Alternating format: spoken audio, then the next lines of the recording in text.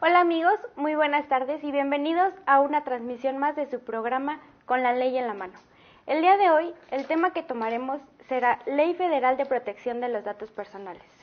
La ley fue creada y toma su sustento tras la Declaración Universal de Derechos Humanos, el 10 de diciembre de 1948, pero sería hasta el 11 de julio de 2002 que se crea la Ley Federal de Acceso a la Información Pública y surge en este momento que debe de proteger los datos de las personas para evitar su mal uso frente a las instituciones públicas o privadas. Para el 30 de septiembre de 2005 se crea el Instituto Federal de Acceso a la Información, quien se encarga de regular el acceso a la información. Mismo derecho que será reconocido con la reforma del artículo 16 constitucional el día 28 de noviembre del 2018. Espero les sirva de algo esta poca información y continuamos con el programa del licenciado Alejandro Barrón. Gracias.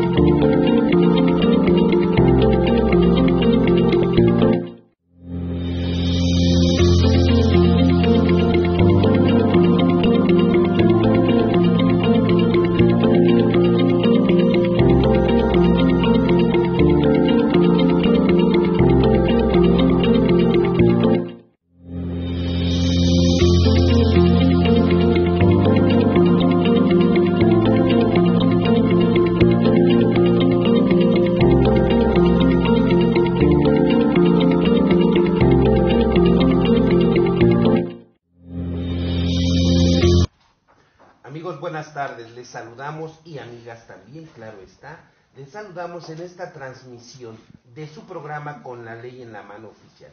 Fíjense que hoy el tema es los datos personales, el acceso a la información protegida, la información confidencial, en donde en teoría la gente no debiera de saber o conocer tus datos. Resulta que de repente se roban tu correspondencia y ya por ahí tramitaron tarjetas de crédito o tramitaron créditos, hicieron cualquier cantidad de movimientos, incluso utilizaron tus datos personales para hacer o generar contratos, y esto implica que generan derechos y obligaciones en tu persona, y estas obligaciones, claro, y la problemática que después se presenta recae en ti. Para eso se generó y creó la Comisión de acceso a la protección de datos personales. Bien, para hablar del tema, que es un tema muy interesante, muy importante del derecho informático, hoy se encuentra con nosotros la licenciada Marta Verano Maya Valencia, en compañía del licenciado Juan Ramón García Peregrino. Ella es licenciada en Derecho por el Centro de Estudios Superiores de Ciencias Jurídicas y Criminológicas, docente de la misma institución, donde imparte la clase de Derecho Informático, Derecho Civil y Derecho Procesal Civil, entre otras. Especializada en Derecho Digital, con un diplomado en Propiedad Intelectual en el ámbito digital en la Universidad del Giuseppe. Participó en la reciente publicación de la obra colectiva Somos Abogados Digitales, con el artículo ¿Cuáles son los tribunales de un abogado digital?, publicado por el Instituto Nacional de Ciberseguridad. Bien, licenciada, te damos la más cordial bienvenida. Gracias por la invitación, Alejandro. Licenciado, te damos la más cordial bienvenida a este su programa Con la Ley en la Mano Oficial. Fíjense que es tan interesante y tan importante el creer que nuestros datos personales están seguros. Y de repente suena tu teléfono en tu casa o suena tu teléfono celular y te empiezan a llamar. Le estoy llamando del banco, quién sabe qué, o le estoy llamando de tal parte. Oiga, fíjese que le estoy ofreciendo eso. Oiga, le llamo del hotel no sé qué, y tú dices, wow, nunca he viajado y me están llamando de muchos lugares para invitarme a muchos lugares más. Y entonces, el acceso a la información, ¿qué pasa? ¿Qué información deben de comprender los datos personales? Ok, bueno, Antes que nada, me gustaría hacer un breve y digerible concepto de qué son los datos personales. Los datos personales son, si bien es cierto, nosotros somos una sociedad, pero también como sociedad tenemos que individualizarnos. Entonces, los datos personales son eso. Puede ser información, puede ser características que nos van a permitir individualizarnos a todos los individuos, ¿no? Entonces, ahora sí que tenemos claro qué son los datos personales. Podemos comprender, o quisiera enfatizar, que los datos personales se clasifican en cuatro tipos de datos. La primera clasificación van a ser los datos de identificación. ¿Cuáles van a ser o qué van a comprender los datos de identificación? Pueden comprender nuestro nombre, puede comprender nuestro CURP, puede comprender nuestra fecha de nacimiento, puede comprender nuestro estado, que el estado tenemos que comprender que el estado abarca 3 clasificaciones también, que es el estado civil de las personas, que es estado casado o soltero, estado político, que es el estado nacional o extranjero, y el estado personal, que sería la incapacidad o capacidad jurídica. Entonces, la segunda clasificación sería los datos patrimoniales. ¿Cuáles son los datos patrimoniales? Nuestras cuentas bancarias, nuestras instituciones bancarias, si somos propietarios de algún bien mueble o inmueble, claves de acceso a nuestras tarjetas también bancarias. ¿Cuál sería la tercera clasificación? Sería los datos laborales. ¿Cuáles son nuestros datos laborales? Son la empresa en donde trabajamos, son nuestro historial de empresas, son incidencias laborales, nuestro contrato, qué tipo de contrato tenemos, cuánto ganamos, percepciones extraordinarias o ordinarias, etcétera. Y la última clasificación serían los datos académicos. ¿Cuáles son los datos académicos? Pues nuestra trayectoria académica, nuestras constancias, nuestros diplomados, cédula profesional, entre otros. También hay otros datos que son muy importantes, que tal vez no se tocan mucho, pero no son menos importantes, al contrario. Tienen que tener un tratamiento sumamente especial. Son los que conocemos como los datos sensibles. ¿Cuáles son los datos sensibles? Son nuestra creencia religiosa, nuestra afiliación política, nuestra orientación sexual, si padecemos alguna enfermedad. ¿Por qué necesitamos un tratamiento especial en estos datos? Porque si estos datos son vulnerados o si son proyectados, la persona puede sufrir alguna segregación social o puede sufrir discriminación, y lo ha pasado, ¿no? Entonces, esos serían nuestros datos personales. Fíjense qué importante y la relevancia, los diferentes estados de cada una de las personas para cuidar, vigilar y mejorar tus datos personales. El derecho informático y la globalización hoy nos ha llevado a que, con toda la tecnología que hoy existe,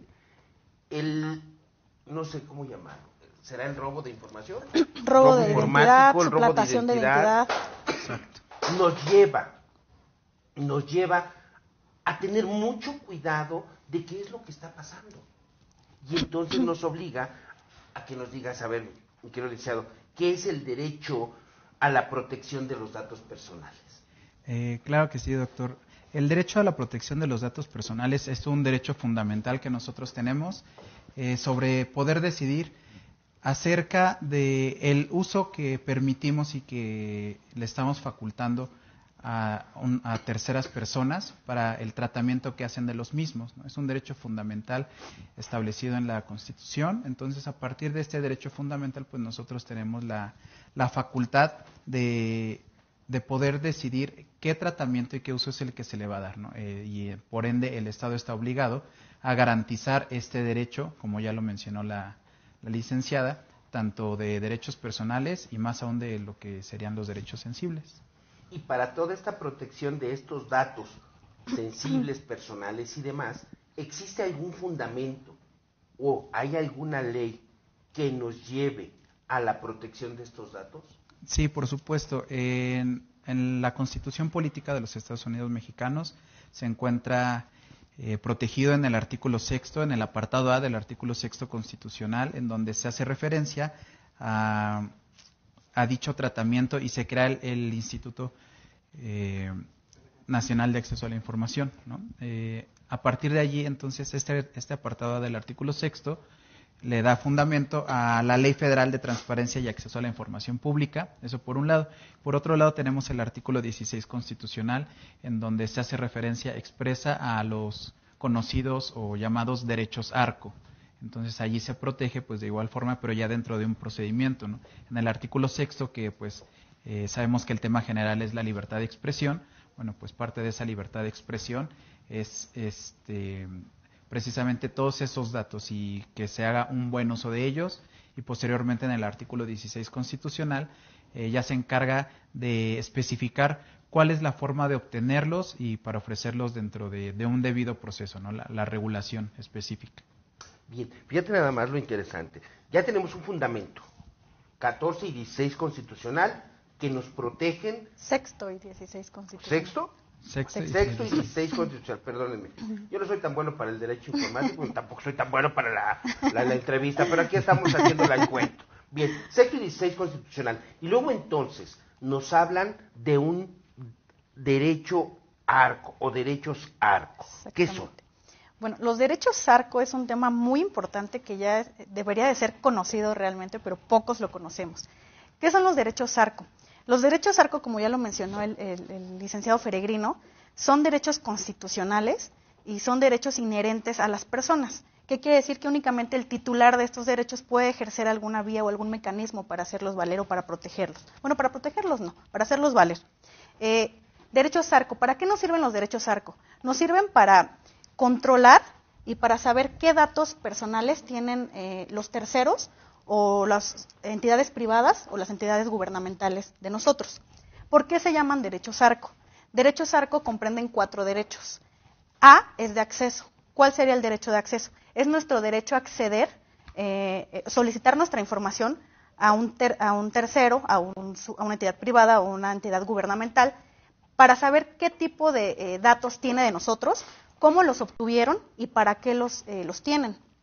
Entonces, un ejemplo de derecho de acceso se puede dar cuando regularmente, creo que acabas de mencionar, doctor, un ejemplo, nos marcan de alguna compañía telefónica para ofrecernos que nos quieren cambiar del chip, nos quieren cambiar de compañía y ofrecernos un mejor paquete, ¿no? Entonces, a través de derecho nosotros le podemos solicitar, oye, ¿cómo obtuviste mi teléfono? ¿Cómo sabes quién soy? ¿Y por qué me estás marcando? ¿No? Claro. Porque yo le di mi teléfono a tu compañía, la competencia, no a ti. Entonces, a través de ese derecho se podría ejercer esta solicitud. El segundo derecho se llama derecho de rectificación. ¿Para qué nos sirve este derecho? Nos sirve para rectificar nuestros datos personales cuando son inexactos o cuando están incompletos. Un ejemplo de esto sería en nuestra institución académica, que veamos que en nuestra lista del docente, en vez de aparecer, por ejemplo, Marta con TH, mi nombre se escribe con TH, aparezca con Marta sin H. Entonces, pueden decir, ay, ¿para qué? No, pues sí, sabemos que en el mundo jurídico una letra cambia todo. Claro. De hecho, nosotros tenemos por ahí un asuntillo que nos llegó para revisarlo, que era un laudo inejecutable porque cambiaba una letra. Entonces, en cuestión de rectificación es lo mismo. ¿Qué consecuencias podría traer que salga un título o que expidan una constancia con Marta sin H? Entonces, eso sería el derecho de rectificación. Tendríamos que hablar de temas de nulidad. Exactamente. Para el efecto de poder ejecutar, porque tú le ejecutas, pues, espérame, tú traes aquí Marta sin H y yo soy Marta con H. Exacto. Toda una letrita o una sola letrita, todo lo que nos lleva a cambiar toda esta situación. Mi buen amigo, ahora, y hablando de estos derechos ARCO y hablando de la protección constitucional que tiene nuestros datos internacionalmente, ¿existen tratados o cómo se regula internacionalmente esta temática? Doctor, ¿me podrías permitir? Es que me faltan 2 derechos bien importantes. Bien. ¿Sí? Ok. Hay otro derecho que se llama cancelación.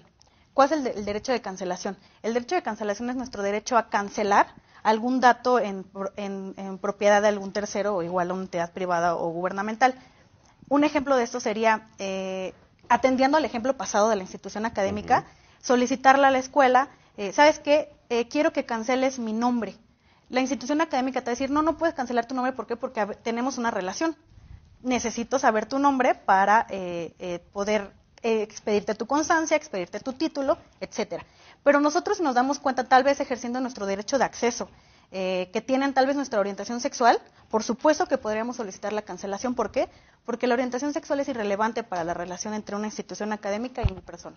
Entonces, por supuesto que podremos solicitarlo con este derecho. Este derecho es de mis preferidos, el de cancelación. ¿Por qué? Porque el de cancelación también ustedes tal vez lo van a ver muchas veces en materia internacional o en las plataformas digitales como el derecho al olvido. De hecho, en el derecho al olvido me gustaría hacer, hubo un caso muy polémico hace algunos años con un abogado muy prestigiado y muy reconocido llamado Ulrich Richter. Es un abogado... Saludos, amigo Ulrich. Mira, ok, perfecto. Entonces, ¿por qué fue conocido este caso? Porque él, en alguna de sus conferencias, en alguna de sus pláticas, dijo, ¿quieren saber qué piensan de ustedes? Pongan su nombre en el buscador de Google. Entonces, el abogado hizo precisamente eso, puso su nombre completo y cuando lo hizo, se llevó una gran sorpresa. Su nombre lo vinculaba con lavado de dinero y o habían utilizado una de sus portadas de sus libros, de su libro para hacer una sátira. Entonces, ahí también entramos en otro tema de propiedad de derechos de autor. Entonces, ¿qué hizo el abogado? A través de una simple petición, le solicitó a Google y al blog donde estaba esta información, oye, ¿sabes qué? Estás vulnerando mi propia imagen, estás vulnerando mi privacidad, estás dañando mi reputación, mi honor, entre otras cosas. Entonces, te quiero solicitar que lo borres, por favor. Entonces, ni el blog ni Google le contestaron. O sea, hicieron totalmente un caso omiso. Entonces, ¿qué hizo este abogado? Y por eso se dio a conocer tanto, aparte de su gran trayectoria jurídica. Demandó ante las instancias mexicanas en el 2015, me parece, estoy un poco confundida si fue en 2015 o 2016, pero demandó a Google ante las autoridades mexicanas. Entonces Google en su contestación le dijo lo que siempre contesta Google en estos procedimientos. No eres competente, México, ustedes adhirieron al estar en mi plataforma mis políticas autónomas, entonces quieres demandarte, tienes que irte en las instancias extranjeras. Entonces, eso le contestaron de primera instancia al abogado Ulrich. Entonces, llegó a oídos de la Suprema Corte de Justicia de la Nación y al momento de empezar a analizar este caso, todavía ni lo empezaron a analizar, creo, y Google emitió una contestación que me gustaría leer un pequeño extracto de Google. ¿Qué contestó Google? Creemos necesario aclarar que la determinación que se realice en un caso particular es independiente de cualquier otra que los tribunales competentes puedan emitir entre otros casos y no sienta un precedente legal. Respetuosos de la ley, confiamos en que los tribunales mexicanos resolverán en caso de origen con estricto apego a derecho. Yo considero aquí que Google ideó una estrategia para, como bien lo dijo y él fue claro, no sentar un precedente legal. Entonces, él solito dijo, ok, me someto a ti, pero no vamos a sentar un precedente legal. Si bien es cierto, puede considerarse que no se sentó un precedente legal, pero sí abrió una puerta fascinante en el mundo digital, que Google a partir del 2016 implementó una política que se llama Política para Eliminar Información o Política para Borrar Datos. Entonces, ya tenemos adaptado en Google, si ustedes ponen su nombre en el buscador y aparece, de hecho es un ejercicio que yo hago con mis alumnos, ponen su nombre, a algunos alumnos les aparecen videos de 15 años, a otros sus calificaciones, y eliminan sus datos, información que ustedes no quieren que esté en los buscadores. Entonces ya tenemos esta herramienta gracias al trabajo de este gran abogado.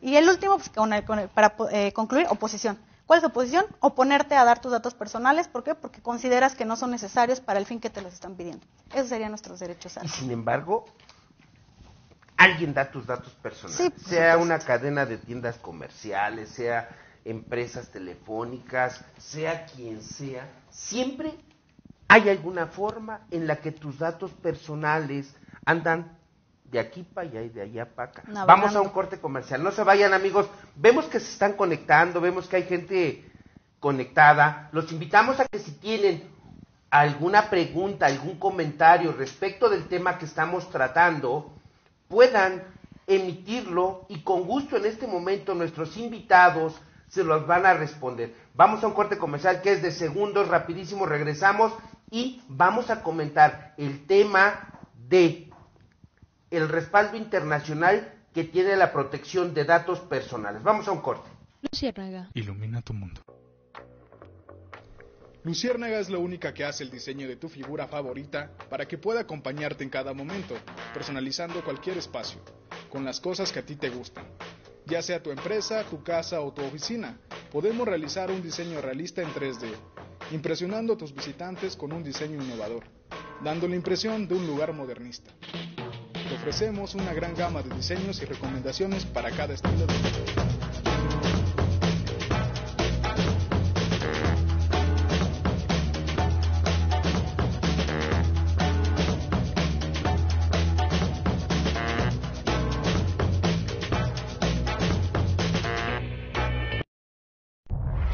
Ya duérmanse, porque a esta hora sale Ayuwoki.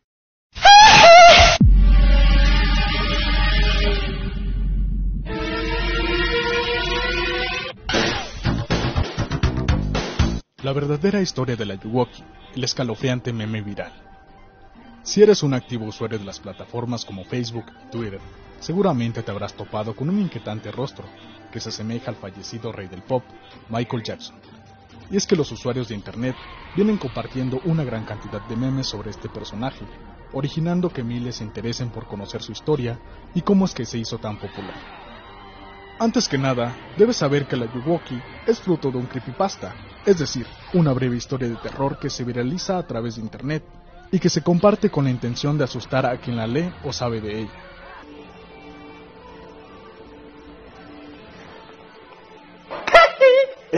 Se trata de un supuesto ente que aparece en tu habitación a las 3 de la mañana, conocida popularmente como la hora del diablo, y que exclama, lo que significa que si no quieres tener un encuentro cara a cara con él, deberás dormirte antes de la mencionada hora. Se supo además que el nombre Ayuwoki viene a ser una especie de mofa de popular línea de la exitosa canción Smooth Criminal. Por otra parte, la apariencia del rostro se inspira en un video de YouTube en el que se aprecia a un animatronic disfrazado de Jackson. El clip fue subido en el 2009, pero no fue hasta estos días que se volvió tendencia en distintas plataformas sociales de internet. Esta vez este personaje se ha tornado en forma de risa, debido a los memes que han salido, mientras que esa parte terrorífica se ha eliminado. Además, le dieron origen a un salvador, que se trata de Freddie Mercury. Pues si se te aparece el Ayuwoki, puedes invocar y él vendrá a ayudarte. Inglés, Ayuwoki. Español, Ayuwoki. No puedo argumentar nada ante esa lógica. Recuerda que somos Innovando Medios y cambiamos la forma de ver el mundo.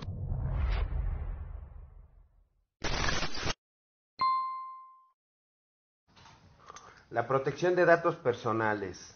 No permitas que tus datos personales anden por donde quiera. Fíjate que lo que comentabas de googlear tu nombre, yo hice ese ejercicio anoche. Y le puse José Alejandro, y me salió en resultados 1, 2, 3, 4, 5 Alejandros Barrón, 2 homónimos, y dije, Dios mío. Hace algún tiempo, por ahí en alguna institución me hablan y me dicen, oye amigo, fíjate que anda aquí un cuate que dice que se llama Alejandro Barrón, que es tu hermano y que es abogado también. Dije, wow, no es cierto. Sí, aquí está. Y anda pidiendo favores a tu nombre. Y bueno, le hemos preguntado, oye, entonces tú eres hermano del licenciado Barrón, y que no sé qué. Sí, yo soy su hermano. Y el cuate andaba litigando así también. No a mi nombre, digo, al parecer el cuate, bueno, también tiene su cédula, qué sé yo. Pero el abuso en el homónimo del nombre, ¿no? Y al final de cabo habremos de decir datos personales o no, hay que guardarlos. Hay que tener mucho cuidado con tu correspondencia, con toda la información que metes a redes sociales. ¿Por qué? Porque ahí apareces, y como bien lo dijo Google y Yahoo, todos ellos, todas esas cuestiones que de esta gente que maneja las redes sociales, tú te adhieres al contrato y después, ¿qué va a pasar internacionalmente? Exacto. Bueno, en el marco internacional, podemos tomar como antecedente la Declaración Universal de los Derechos Humanos de 1948, donde se comienza a hacer este trabajo, ¿no? Posteriormente, 12 de junio del año pasado, México se adhirió a un importante tratado que es el Convenio para la Protección de las Personas con respecto al tratamiento automatizado de datos de carácter personal, ¿no? O sea, ese nombre tan largo se puede resumir o es conocido como el Convenio 108. Además de que se adhirió a este convenio y fue publicado, el Convenio 108, pues a su vez también el protocolo adicional, ¿no? En donde dentro del protocolo adicional se estipulan pues ya cuáles van a ser las autoridades y las formas en que este convenio va a ser exigible, porque tiene una principal característica: es el primer convenio vinculante en materia de protección de datos.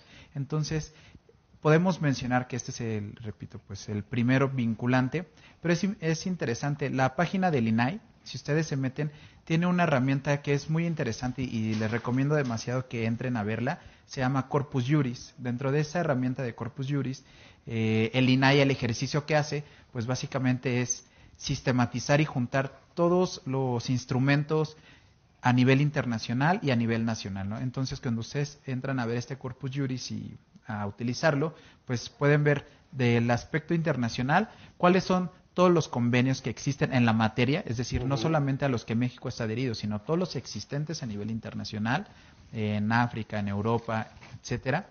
Además de todos estos tratados internacionales relativos a la materia, jurisprudencias emitidas en el mismo sentido, y ahora sí, pues el apartado específico de los convenios que México ha firmado. Y por otro lado, pues se hace este mismo trabajo a nivel nacional, en donde pues te hacen el mapeo de todas las legislaciones que son aplicables en ese sentido, ¿no? Hace rato se me olvidaba mencionar dos muy importantes: la Ley Federal de Protección de Datos Personales en posesión de particulares y la Ley de Protección de Datos Personales en posesión de los sujetos obligados. Es decir, la Ley de Posesión de Sujetos Obligados es la que refiere o regula toda la información que tengan las entidades gubernamentales de nosotros.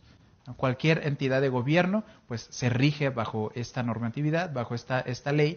Y por otro lado tenemos la de la Ley de Datos en Posesión de Particulares, pues que precisamente hace referencia a cualquier tipo de empresa privada, pero que al final del día tiene esta función. Entonces esta herramienta del Corpus Juris yo se la recomiendo, porque la verdad es que es un muy buen trabajo del INAI y resulta muy útil, porque pues generalmente ese es el problema que nosotros los abogados tenemos, que queremos encontrar como toda la parte legal y nos cuesta a veces mucho tiempo, ¿no?, hacer ese mapeo. El INAI ya lo hace por nosotros y te lo pone en su página, dice: mira, aquí está el Corpus Juris, y te lo divide de acuerdo a lo nacional y lo internacional, el uso que tú le quieras dar.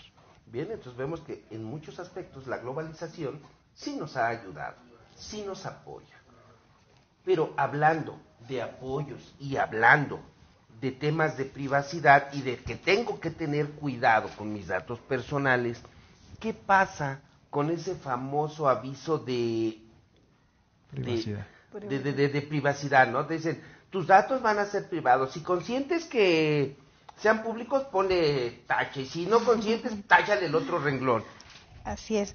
Bueno, el aviso de privacidad, yo lo relaciono, como dicen por ahí, con el libro de El Quijote de la Mancha. ¿Por qué lo relaciono con eso? Porque todo mundo sabe que existe, todo mundo lo ha visto, pero solo muy pocos lo han leído. Entonces yo por eso lo relaciono mucho con El Quijote de la Mancha. El aviso de privacidad es eso. Es el cuadro pequeñito que cada que creamos que creamos un usuario en alguna plataforma, en alguna aplicación, es el que aparece: he leído y acepto todos los términos y condiciones. Y nosotros, sin leerlo y sin aceptar nada, le damos clic. O es el formato que nos entregan cuando nosotros queremos tal vez solicitar un crédito bancario. Entonces nos entregan el formato y nosotros, sin leerlo, lo firmamos. Ese es el aviso de privacidad. ¿Por qué es tan importante el aviso de privacidad? Pues porque dentro del aviso de privacidad nos va a explicar los mecanismos que hay para ejercer nuestros derechos ARCO, nos va a explicar, en caso de mal uso de esos datos, cómo ejercer esos derechos, porque la ley marca que se puede interponer las solicitudes a través de una solicitud escrita o a través de un formato. Entonces ahí te van a avisar en el aviso de privacidad: ok, haznos un escrito libre o nosotros tenemos formato en nuestra página de transparencia. Entonces ahí nos van a especificar todo este tipo de cuestiones. El aviso de privacidad En el artículo 15 de la Ley Federal de Protección de Datos Personales en posesión de los particulares, nos marca algunos requisitos mínimos que debe de contener un aviso de privacidad. Hay como 12, no recuerdo el número exacto, pero bueno, me gustaría enfatizar los más importantes que se me hacen a mí. No son menos importantes los otros, pero bueno, yo digo, si estos al menos ustedes no los ven que vienen, o sea, duden 100 veces antes de aceptar un aviso de privacidad. Entonces, algunos que se me hacen muy interesantes, muy importantes, debe de contener el aviso de privacidad, identidad y domicilio de los sujetos que recaben los datos. Si no sabemos identidad y domicilio, imagínense. Finalidad para qué se van a recabar tus datos personales, medios para ejercer tus derechos ARCO, medios para limitar la divulgación de tus datos personales. Entonces, si no viene eso, de verdad, piensen 50 veces antes de Hay que generar. Dudar, exactamente. Hay que dudar. Y aquí lo interesante y lo drástico es que, haciendo estadísticas y preguntando, las personas prefieren que sus datos se violenten a no dar el paso 2. ¿Cuál es el paso 2? Usar la aplicación de Facebook. O sea, y aquí es algo muy importante. También la ley marca que el aviso de privacidad tiene que ser digerible, tiene que ser legible, tiene que ser claro, tiene que ser concreto. Eso no pasa. O sea, seamos realistas, eso no pasa. O sea, los avisos de privacidad los hacen para confundirnos, para enrollarnos y para aceptar todo y manipular nuestros datos a su conveniencia, porque saben que no los vamos a leer. O sea, los avisos de privacidad no son para los abogados, son para todos los usuarios, para todos los ciudadanos. Entonces, no los hacen así. Entonces, de hecho, hablando de Facebook, que es una de las plataformas más conocidas, su aviso de privacidad o sus términos políticos son 9 bloques y cada bloque son como 30 hojas. Entonces, seamos sinceros, ¿quién los va a leer?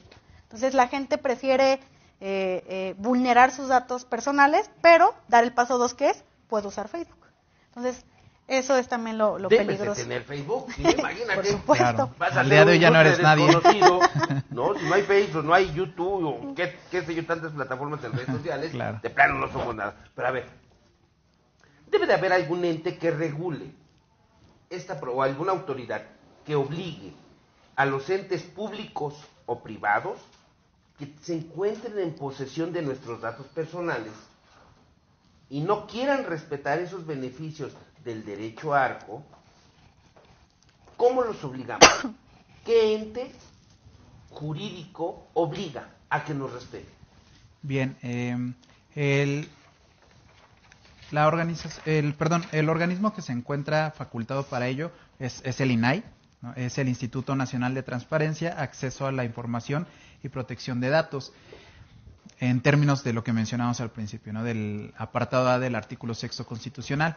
Pero por decir, haciendo una investigación respecto precisamente de esta facultad que tiene el INAI para procesar y para en algún momento sancionar por el uso indebido de los datos personales que nosotros tenemos, estaba checando datos muy interesantes.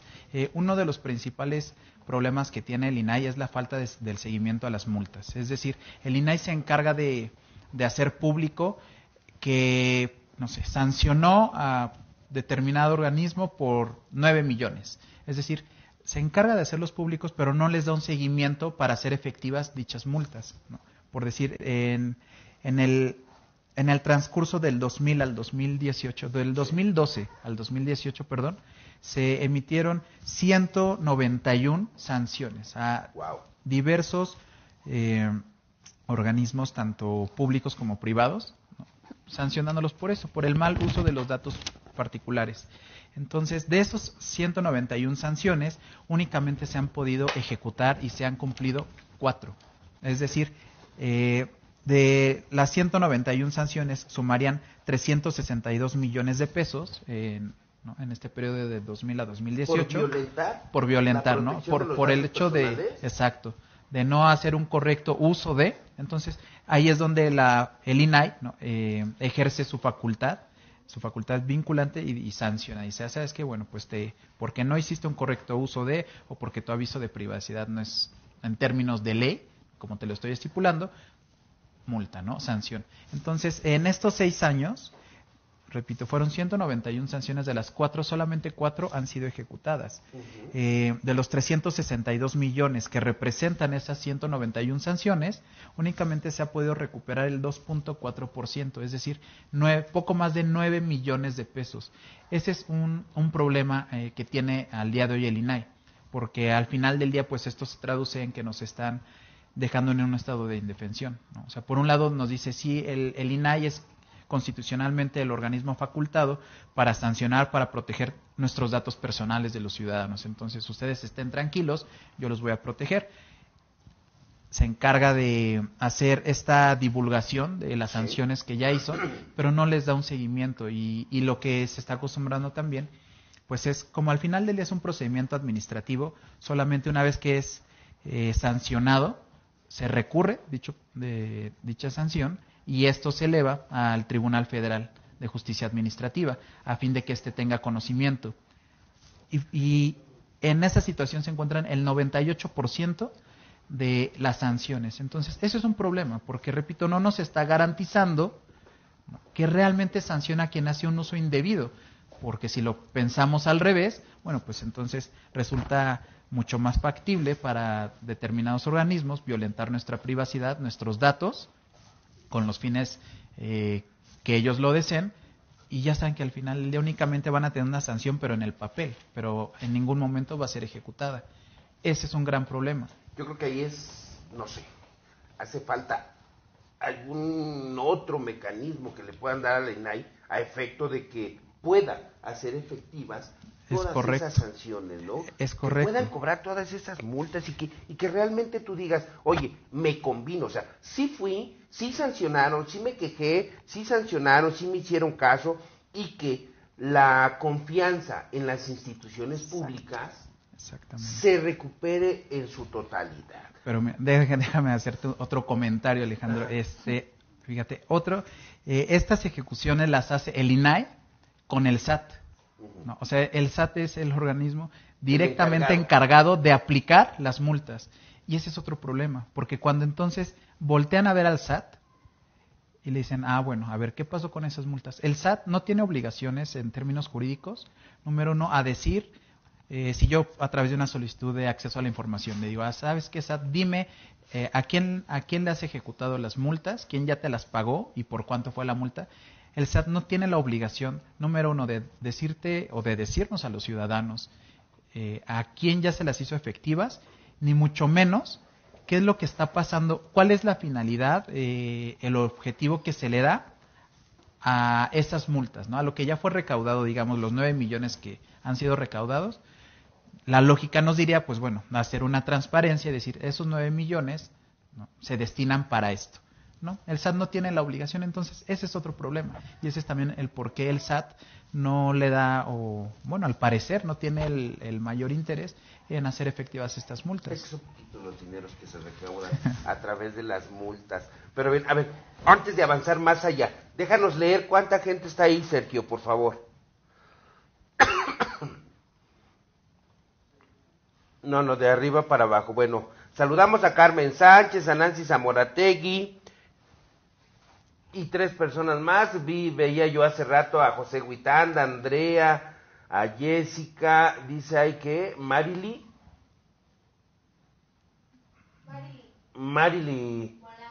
Molang, que no se escucha. Y luego dice Benjamaya, luego Big Marín, Jorge, Ocelia, buenas tardes, Jessica, buenas tardes, Paola Frischman, dice que se perdió la transmisión, ya la recuperaron, Paola.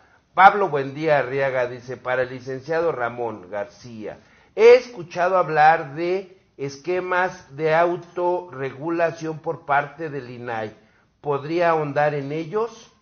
Ahorita vamos a ahondar, ahorita les va a contestar. Paola dice, buena tarde, una felicitación para los ponentes, un tema muy interesante, una pregunta para la licenciada Maya. A través del derecho de cancelación se podría eliminar los antecedentes penales y el historial del buró de crédito. Ahorita se los contestan. Daniel García Esquivel, saludos, profe. Buena información. Sale. ¿Quién más está por ahí? ¿Todos? Bien, vamos a un corte comercial, amigos. No se vayan, redes sociales. Está interesante. Fíjense que todo el mundo decimos los datos personales. No importa, no pasa nada. Dale tus datos. Déjalo. Y al rato viene el problema. Vamos a un corte y cuando regresemos, nuestra invitada nos va a decir cuáles son las consecuencias de un mal uso de nuestros datos personales y enseguida les contestan esas preguntas que hicieron. Vamos a un corte.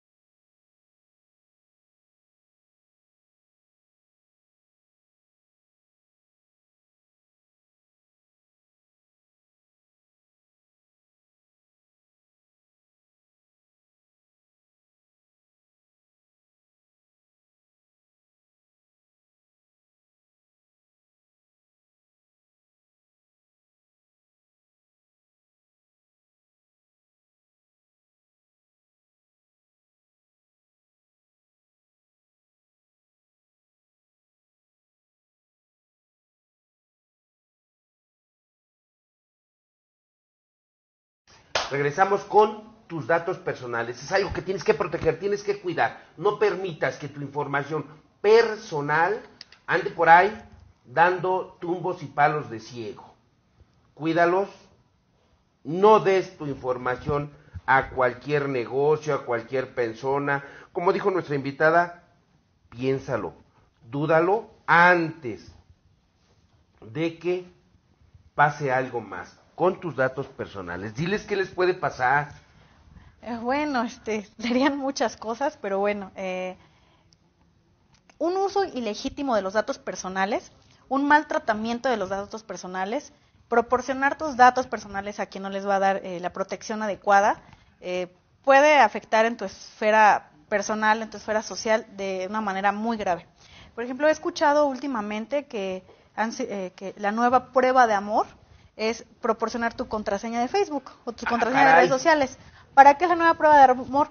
Pues porque si proporcionas tu contraseña, quiere decir que tu pareja sí confía en ti y tú confías en ella, ¿no? Entonces, es bastante peligroso esas pruebas de amor. Hay muchas maneras de demostrar el amor, no precisamente es entregando tus contraseñas, ¿no? Entonces, ¿qué puede pasar? Pues apenas hace una semana salió publicada una noticia de una chica de Coahuila, una lamentable noticia, que difundieron el famoso, como le llaman, el famoso pack. Se hizo viral el pack. Entonces, ¿qué hizo esta chica? Se suicidó. Entonces, puede sonar gracioso para algunos, pero no es nada gracioso. ¿Qué es el pack? El pack son imágenes íntimas que nosotros tal vez compartimos con amigos, con parejas. ¿De amor íntimo? Imágenes íntimas. O sea, es que adoptamos términos que no son conocidos en México, pero los adoptamos porque suenan padres o porque los dicen en películas o en telenovelas. En las redes sociales. Imagínate, entonces, ¿no? Exactamente. Entonces, por ejemplo, eso se da a través de una práctica, los nudes, conocido como el sexting, ¿no? Que aquí de hecho ni está tipificado. ¿Qué es el sexting?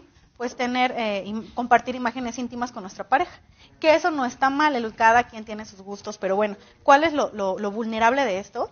Que pues sí, si bien es cierto, no sabemos si la otra persona va a respetar nuestra intimidad, porque puede ser que en un momento de un arranque de locura la comparta con el amigo, que el amigo es muy cercano, allegado a él y piensa que no la va a compartir. Pues no, de ahí se hace una cadenita y con las benditas redes sociales esto se viraliza en minutos, ¿no? Entonces, ¿qué pasó con esta chica? Pues se suicidó.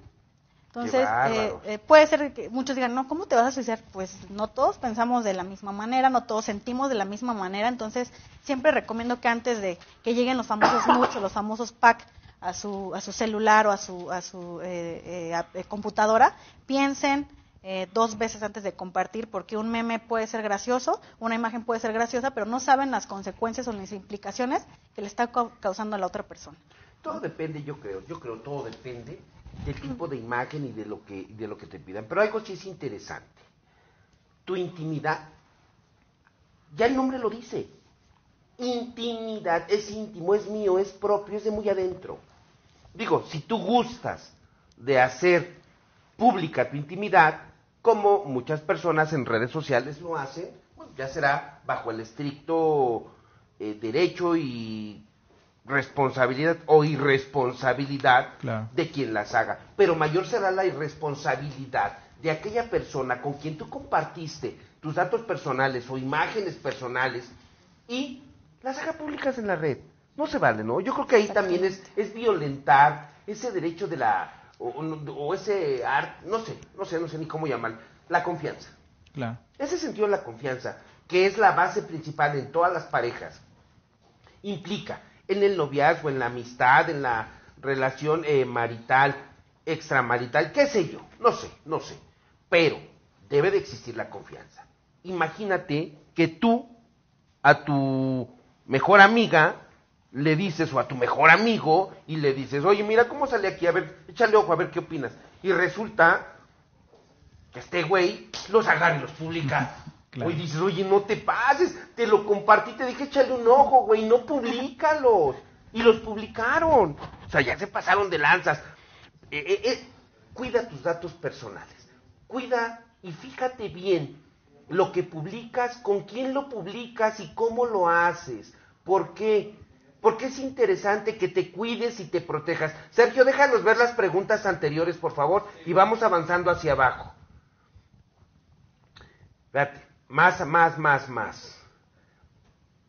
Ahí, no, súbele, por favor. La primera pregunta es esa. Ahí dice, Pablo Buendía Arriaga, dice, para el licenciado Ramón García, que ha escuchado hablar de esquemas de autorregulación por parte del INAI. ¿Podría ahondar más en ellos? Claro que sí. Bueno, como bien lo menciona Pablo Buendía, dentro del artículo 44 de la Ley Federal de Protección de Datos en Posesión de Particulares, se hace mención a esta figura, la figura de autorregulación. ¿En qué consiste la figura de autorregulación? Son buenas prácticas del tratamiento de datos personales y la protección que se hace por los sujetos obligados, sean particulares o sean entidades gubernamentales. Si lo queremos ver así, es una certificación que se hace, ¿no? Como tal es un sello que te da el INAI, es un sello o el uso del logo RAE INAI, RAE porque son las siglas del Registro de Esquemas de Autorregulación Vinculante. Entonces, una de sus características es, número 1, que se hace de manera voluntaria. Nadie obliga a las empresas a que hagan este trámite, pero una vez que ellos lo hacen, por supuesto, quedan obligados al cumplimiento. Entonces, si lo queremos ver así, tiene la misma lógica que los tratados internacionales, es decir, es bajo principios de buena fe, de pacta sunt servanda, y de que nadie te está obligando, lo estás haciendo de manera voluntaria, pero una vez que te adhieres, una vez que lo solicitas, quedas obligado a darle el cumplimiento. Entonces, esta forma de autorregulación tiene cierta finalidad. La lógica, ¿ante quién se tramita? Ante la Secretaría de Economía, ¿no? Ante la Secretaría de Economía y ante el INAI se hace ese trámite. Lo puedes hacer, número 1, como organismos de certificación, o lo puedes hacer como entidades de acreditación, ¿no? Digamos, en un orden jerárquico, están encima las entidades de acreditación, que ellos van a regular a los organismos de certificación. Y los organismos de certificación van a tener esta finalidad de buenas prácticas entre las propias empresas. ¿Con qué finalidad cuál es el beneficio que obtendría una empresa, ¿no? Al final del día de realizar este trámite que, repito, no es vinculante y nadie los obliga, pero sí es vinculante una vez que ellos lo hacen. Pero ¿cuál es el beneficio? Bueno, pues precisamente el INAI les ofrece un catálogo, ¿no?, de beneficios, pues para tratar de convencer a los empresarios de que obtengan esta autorregulación. Número 1 es el principio de buena reputación como empresa, ¿no? El que tú tengas este sello de RAE INAI significa una buena reputación a nivel empresarial. 2, el monto de las sanciones que te pudiese llegar a aplicar el INAI va a disminuir. Es decir, no va a ser la misma sanción que te va a aplicar a ti, empresario, que no tienes estos esquemas de autorregulación, claro, a las empresas que les puede aplicar la multa, pero bajo un esquema de autorregulación, la multa va a ser muchísimo menor, ¿no? Es parte de los beneficios que se les está dando. Asimismo, el uso de mecanismos alternativos para la solución de controversias con un precio mucho más accesible a quienes tienen inscritos estos mecanismos de autorregulación que al público en general. Y finalmente, generar un sistema en donde puedan documentar las empresas esta protección de usos de datos personales que están haciendo. Entonces nosotros vemos y se están concatenando varios beneficios a través de la autorregulación vinculante, ¿no? Entonces por eso es que está tomando gran importancia al día de hoy. Por decir, el 8 de marzo del 2019 se reconoció a Global Certification Bureau como un organismo certificador, ¿no? Es un nuevo organismo certificador. Esto pues se hace como cualquier trámite administrativo. Ustedes lo pueden de igual forma checar en la página del INAI. Ahí viene la parte para darte de alta dentro de estos organismos de autorregulación. Y Grupo Altavista es recientemente quien ha sido acreditado como una entidad de acreditación. Entonces, porque Grupo Altavista pues tiene... se dedica a varios ramos de industria como tecnologías, uso de nuevas tecnologías, ingeniería, temas de ciberseguridad. También Grupo Altavista lo realiza. Entonces, como es un mercado bastante diversificado, pues repito, trata de darles esa confianza y tener esa buena reputación a través de estos sistemas de autorregulación vinculantes. Bien, espero que la pregunta haya obtenido la mejor de las respuestas. Y nos decía ahí otra personita que si a través de, ¿me dejas leer, por favor? Más abajo. No, arriba. Más, por favor. Creo que sí, no recuerdo el contexto. ¿No? Dice, a través del derecho de cancelación se podría eliminar los antecedentes penales y el historial del buró de crédito. Ok. Bueno, ahí en las reacciones veo unos, me divierte, no tendría por qué haberlos porque por falta de información es que pasa eso. ¿Qué pasa? Con el buró de crédito, por supuesto que no se puede. ¿Por qué no se puede? Porque obviamente hay una relación con la institución financiera, porque eres una persona morosa y porque claro, obviamente tienes que pagar. ¿Cuál va a ser tu sanción? Que pagues y te quitan o te eliminan, o se borra tu historial, o se depura, o sabes que el buró de crédito hay por calificaciones, ¿no? De todos modos están en el buró, pero tienes una calificación negativa o una calificación positiva. Así es. Entonces, en buró de crédito definitivamente no. En antecedentes penales es algo muy interesante porque sí se puede. El derecho de cancelación, de hecho, la CNDH en el 2016 emitió un criterio respecto a este derecho de cancelación, más bien respecto a la emisión de la Carta de Antecedentes No Penales, que es totalmente inconstitucional. Atendiendo a la sistematización de las leyes, por supuesto que considero lo mismo, porque ese criterio lo basó principalmente en el Pacto de San José y en la Declaración Universal de los Derechos Humanos. En el Pacto de San José hay un artículo que dice que la sentencia no puede sobrepasar a la persona del delincuente. ¿Qué quiere decir? La expedición de este documento, por supuesto que sobrepasa la personalidad y la persona del delincuente. ¿Por qué? Porque obviamente cuando se expide una carta de antecedentes penales, se pierde totalmente la reinserción social. No existe reinserción social. ¿Por qué? Porque obviamente cuando nos piden trabajo, ¿qué nos piden esta carta? Y ahí existe una total segregación. ¿Por qué? Porque no nos dan trabajo por esta carta. Entonces, ese es un dato sensible. O sea, no tienen por qué saber que maté, o sea, si bien es cierto está castigado por la ley, pero no tienen por qué saberlo. Yo ya cumplí mi sanción, yo ya cumplí con el Estado, ahora el Estado y el Estado lo tiene que garantizar, reincorporarte a la sociedad. Todos creemos que después de cumplir una sanción el Estado se lava las manos, o tiene que lavarse las manos. No, la función del Estado va más allá. Después de cumplir tu sanción tiene que ayudarte a reincorporarte a la sociedad. Y con la emisión de esta carta no pasa. Y digo, no, más bien no pasaba. ¿Por qué digo no pasaba? Porque no sé si ya también nuestro público es enterado, que ya la Carta de Antecedentes Penales, al menos en la Ciudad de México, la verdad desconozco en el Estado, pero en la Ciudad de México ya no se está expidiendo, precisamente por esto. Y sin embargo, muchas empresas y muchos entes públicos y privados te la siguen pidiendo y te dicen, a ver, es como aquello de los tatuajes. Así es. Si estás tatuado, simplemente no hay chamba. Claro. O determinados trabajos no los puedes desarrollar. No sé qué tenga que ver esto. Sería un tema de otro programa porque Así está es. complicado. Pero, bien, ya escucharon la respuesta. Por cuanto hace al buró de crédito, no es posible. Por cuanto hace a los antecedentes penales, sí es posible. Venga, otra pregunta más abajo, por favor. Ahí. Dice Nancy. Son un tema que necesita desarrollo. ¿Cuáles serían las prácticas para mejorar el uso de los datos personales por parte de los particulares? ¿Son suficientes las medidas establecidas en la ley? Considero que no son suficientes las medidas. Considero que cuáles serían las opciones, como lo mencioné anteriormente.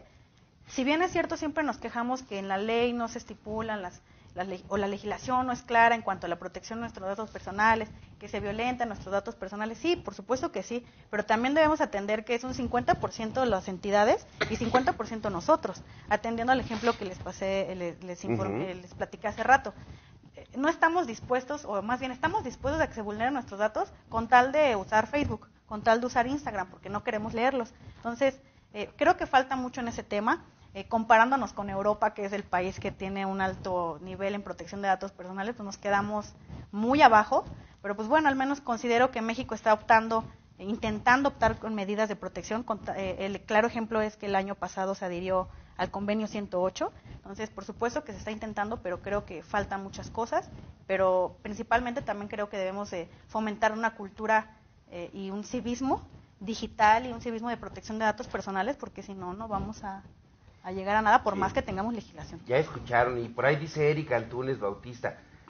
Yo creo que también quedó, esa pregunta quedó respondida con lo que nos acaba de mencionar la licenciada, porque pregunta que qué tan seguro es proporcionar los datos personales en la red. Pues nada seguro, diríamos, ¿no? ¿Ustedes qué opinan? No, pues... Resulta que todo el mundo va a saber de ti. Repito, creo que sería importante pues saber hasta qué información o qué datos das, ¿no? Claro. Si son como datos sensibles, híjole, si nunca en la vida te atrevas a subir fotos de, no sé, de tu acta de nacimiento. Toda documentación que tenga este tipo de datos sensibles, indudablemente te puede vulnerar, te puede dejar en estado de indefensión. Entonces creo que en ese sentido, tampoco se trata de entrar en un estado de paranoia y no querer ya compartir nada, ¿no? Es decir, es únicamente, como lo mencionaba la licencia, ser responsable, no tener esta cultura de civismo digital, indudablemente de sí, pues está perfecto, voy a compartir mis selfies o fotos con mis grupos de amigos, pero tal vez no voy a compartir o no me voy a etiquetar la ubicación, porque al final del día la gente, puede saber exactamente en dónde estoy. Fíjate, vamos a invitar a Katia Dávila Fishman. Gracias por las felicitaciones a los ponentes, pero Katia, te conectaste tarde. Esa información de los datos personales en Facebook ya se dijo que tú por tener Facebook violentas tú solita, le permites a la empresa todo lo que tú quieres que hagan con tus datos personales. Pablo Buendía Arriaga dice, ¿existe manera de conminar, es que ya no veo bien, amigo, no traigo mis lentes hoy, a un particular, no a un ente público, a no discriminar con base en los datos personales o la información pública de una persona? Ustedes que son los expertos. Yo les digo, muchas preguntas, pero hay que centrar un poquito más las preguntas. Hay que combinar a un particular a que te respete los datos personales. Pues yo creo que para eso son los entes claro, de manera directa no lo se puede hacer con todos los particulares, pero al final del día para eso tienes tu marco legal, ¿no? En tanto, bien lo dice la máxima jurídica, ¿no? Todo lo que no está prohibido está permitido. Entonces, claro, en tanto no salgas de ese parámetro que te está dando la misma norma, que te está dando la propia Constitución o sus leyes secundarias en materia de protección de datos, si tú te manejas dentro de ese espectro, Está perfecto. Una vez que los vulneras, yo no te voy a conminar, yo te voy a sancionar. Claro. Que es distinto, ¿no? Y es el tema que hablábamos hace rato del problema que tal vez tiene el INAI, de que sí, por un lado, sanciona demasiado, lo publica, lo viraliza, pero bueno, ejecútalo. Y ese es otro tema, ese es otro problema. ¿Por qué no estás ejecutando? ¿Por qué el 98% de tus sanciones no han podido ser ejecutadas? Ese creo que es otro problema. Por decir, y tal vez conectando igual un poco con la pregunta que hacía Karen hace un momento de, no sé, más o menos de cómo mejorar, ¿no?, la protección de datos, por decir qué es lo que a mi consideración debe de hacer el gobierno en datos duros, ¿no? Específicamente en una calificación del 0 al 1, de menos a más, a México se le califica con acceso a la información el 0.84, es decir, es una buena calificación, ¿no? Tiene 0.84 en acceso a la información, pero acceso a la información es cuando tú lo solicitas. Claro. ¿No? Pero en datos abiertos tiene una calificación del 0.10%. Es decir, datos abiertos se refiere pues que precisamente sin necesidad de que un particular te solicite la información, tú les digas, aquí está la información, no sé, de manera trimestral vamos a estar publicando los gastos o las finanzas que se hagan de las distintas entidades. Esos son datos abiertos, ¿no? Que sin necesidad de que te los soliciten, tú los pongas a disposición, porque eso precisamente te garantiza o distingue a los gobiernos abiertos, que al día de hoy son una tendencia, de los que no, la transparencia, el acceso a la información y la participación. Entonces, considero que en ese aspecto es mucho lo que tiene que trabajar México, consolidar y reforzar su parte de datos abiertos. El acceso a la información es bueno, pero ¿por qué esperar a que la gente te lo solicite? ¿No? ¿Quieres generar certeza y fortalecer la democracia? Tú dáselos antes de que se los pidan y ellos van a estar más seguros y satisfechos que tú te estás adquiriendo ese compromiso de publicarlo de manera bimestral, trimestral, semestral, no sé, pero que estás adquiriendo esa obligación para tus gobernados. Bien, amigos de redes sociales, híjole, está padrísimo, muy interesante el tema de la protección de datos personales, pero ya me hicieron señas feas. Llevamos ya 17 minutos de más en el tema y con la respuesta que le vamos a dar a Stephanie Nieto Cadena, con esto cerramos nuestro programa del día de hoy. Les agradecemos mucho a todos ustedes en redes sociales, a todas las 57 personas que se conectaron, que vemos que están ahí, a todos los que se conectaron, muchas gracias por su participación, muchas gracias por seguirnos en redes sociales. Les recuerdo que si tienen alguna ponencia, tienen algo que comunicar, quieren hacer saber algo, quieren ser parte de las transmisiones, contáctanos a través de innovandomedios.tv y con todo gusto, aquí mis compañeritos te van a apoyar, mis compañeritas te van a dar la información que tú requieras. Los lunes no te pierdas Vive Hoy con Coach Pita Ruiz, Coach Leti Navarro. Los jueves a las 9:30 de la mañana Hablemos Derecho con el maestro Chacón. A las 16 horas tu servidor Alejandro Barrón con La Ley en la Mano Oficial. A las 20 horas un programa para hombres que todas las mujeres deben de ver. Hombre 360 con José Miguel Debo. Y en punto de las 21 horas, a partir de esta semana, empezaremos con una nueva temática de Mueve tu Lana. Emprendimiento, emprendedores, gente con capacidad, gente diferente. El programa va a ser buenísimo con Ramón Martínez. No te lo pierdas. En punto de las 21 horas, hoy empezamos. Licenciada, dale respuesta y nos despedimos con esta, amigo, porque ya son 5:20 casi. Dice, ¿se puede aplicar los derechos ARCO para salir del registro de deudores alimentarios morosos? No, es como los buró de crédito. Sí. ¿Por qué existe o por qué te encontrarías registrado la lista de los morosos, de los deudores alimentarios? Pues porque no has cumplido con tus obligaciones alimentarias para con tu menor hijo, para con la persona que sea susceptible a ese derecho. Entonces, ¿se eliminaría? Por supuesto que no. ¿Por qué? Porque tienes que cumplir ese derecho. ¿En qué momento quieres que se elimine? Cumple con tu derecho alimentario y se elimina. Así es. ¿Ya escucharon? Sergio, ¿puedo leer todos los que se conectaron? Sí. Carmen Sánchez, Nancy Zamorategui, 3 personas más, Huitanda, José Huitanda, déjame ver, permíteme por favor. Dice Marily Molang, Benjamaya, Big Marín, Jorge, aquí lo estamos viendo, Celia Hernández, gracias, Jessica Martínez, Paola Fishman, Pablo, buen día, pásale, por favor, Daniel García, Fanny, Nancy Karen, Eric Antunes, Katia Dávila, José Miguel, te saludamos de frente, Pablo, buen día, Stephanie Nieto, Janet Orozco, a todos los 57, 59 que vemos que se han conectado el día de hoy. Muchas gracias a todos ustedes por acompañarnos en esta transmisión de su programa Con la Ley en la Mano Oficial. Te damos las gracias, amigo, por haber asistido. Licenciada, te damos muchas gracias por haber asistido. Y próximamente, si quieren conectar con nuestros invitados a través de redes sociales, ahí los van a encontrar ustedes también a ellos. Por favor, tengan la mejor de las tardes. Un excelente buen provecho a los que ya comieron, qué rico, a los que vamos a comer apenas también.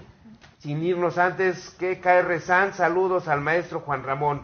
Bien, gracias a todos y tengan una excelente tarde. Nos vemos en la próxima. Innovando Medios ofrece para ti un conjunto de salones que pueden servir para tus capacitaciones, juntas, eventos o cualquier otra actividad. Tenemos diferentes paquetes que pueden ser modificados a tus necesidades y requerimientos. Nuestra gama de presentaciones del salón, así como la disponibilidad de los artículos extra que requieras, hacen de ellos la mejor opción. Salones Innovando Medios, la mejor opción para tus cursos y tu bolsillo.